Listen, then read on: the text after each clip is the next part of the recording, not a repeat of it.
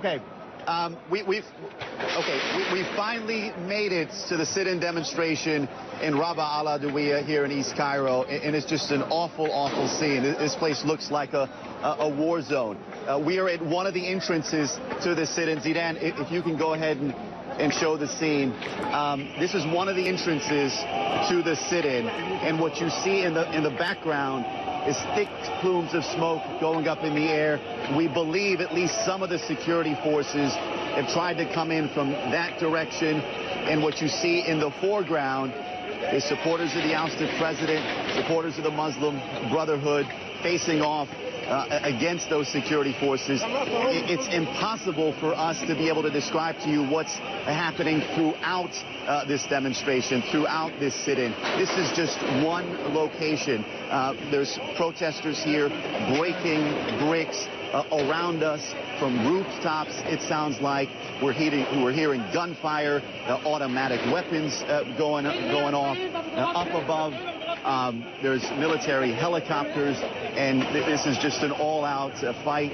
I think this is what a lot of people were concerned about, this kind of scene, this kind of violent scene in this crackdown. And as you can see, one of the demonstrators showing us what looks like a bullet.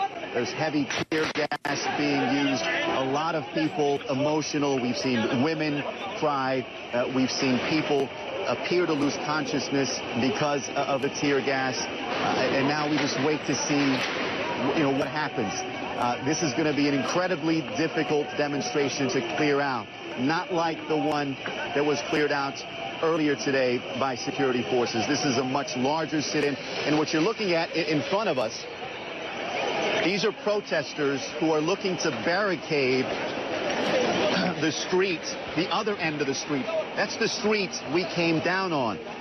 And then a few minutes ago, there was fighting on that street. So it's either security forces or residents. And that's not unusual for residents who are against the Brotherhood, against the former president, to get in on these fights. It seems like clashes taking place on the other side of the street, too.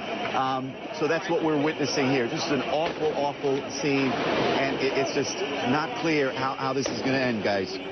Reza, can you see who actually is firing the automatic weapons? Is there any way you can tell who's doing the shooting?